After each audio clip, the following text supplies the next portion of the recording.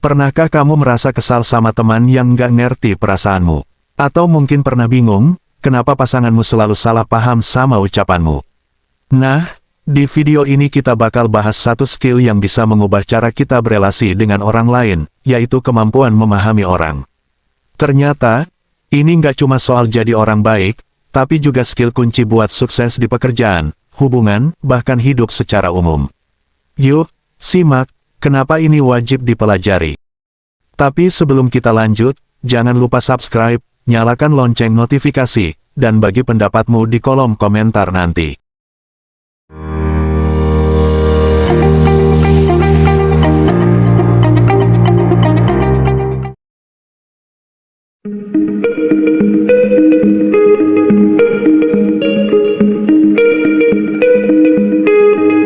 Pernah dengar istilah emotional intelligence? Menurut penelitian Harvard, 85% kesuksesan karir, itu ditentukan sama kemampuan baca emosi orang lain, bukan cuma IQ. Di dunia kerja, memahami orang lain itu seperti kartu as yang bisa bikin kita menang tanpa harus bersaing. Misalnya, kalau kamu jualan es kepal, tentu nggak mungkin kamu tawarin ke orang yang lagi kedinginan. Sama seperti ngobrol sama orang, kita harus paham cuaca emosi mereka dulu. Tapi, memahami orang lain nggak cuma untuk pekerjaan. Contoh simple, saat teman curhat, kita sering buru-buru kasih solusi, padahal mereka cuma butuh didengar. Atau pas lagi debat sama keluarga, kita sibuk mempertahankan ego, bukan cari titik tengah. Emosi manusia seperti wifi, kalau kita nggak connect ke frekuensi yang sama, sinyalnya putus-putus, dan pesan nggak sampai. Padahal, buat dapetin koneksi itu, kita cuma perlu password sederhana, yaitu perhatian. Di era media sosial yang penuh miskomunikasi, skill ini seperti superpower buat jaga hubungan tetap sehat.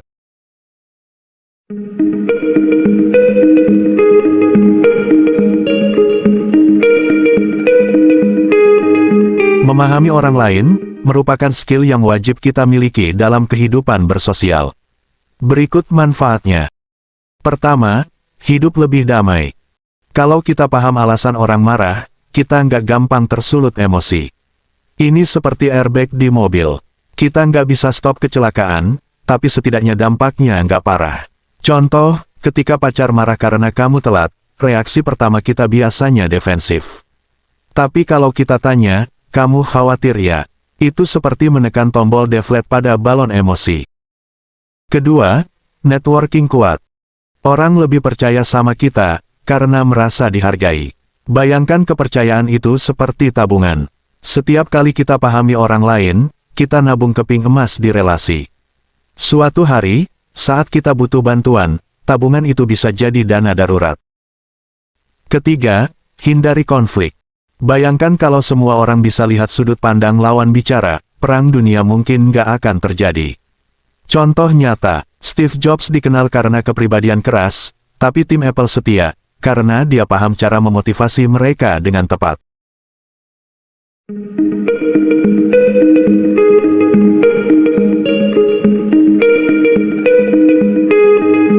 Gimana caranya? Nggak perlu jadi psikolog, berikut caranya.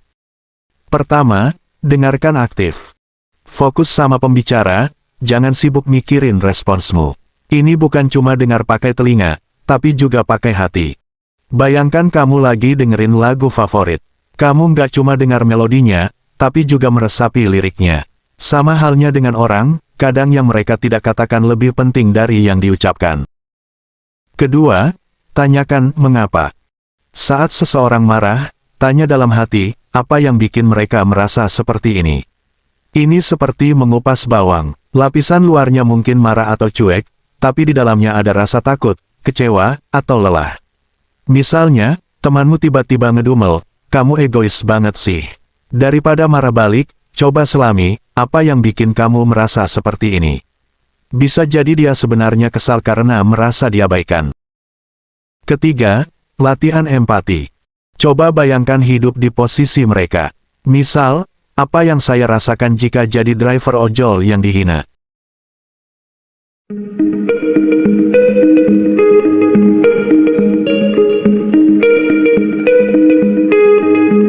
Kisah pertama. Dulu, saya pernah punya masalah sama adik. Kami selalu bertengkar karena beda pendapat. Tapi begitu saya coba pahami bahwa dia sedang stres karena ujian, semua jadi jelas. Sekarang, hubungan kami jauh lebih baik karena saya berhenti jadi hakim dan mulai jadi pendengar. Kisah kedua. Dulu, saya punya tetangga yang jutek banget. Setiap ketemu, dia cuma melotot. Saya pikir dia benci sama saya. Tapi suatu hari, saya lihat dia sedang menangis di parkiran. Ternyata, suaminya baru meninggal. Saat itu, saya baru sadar, manusia itu seperti puzzle. Kalau kita cuma lihat satu keping, gambarnya nggak jelas. Tapi begitu kita tahu cerita lengkapnya, semua masuk akal. Sejak itu, saya selalu ingat, setiap orang punya badai yang kita nggak lihat. Tugas kita bukan nambahin hujan, tapi kasih payung.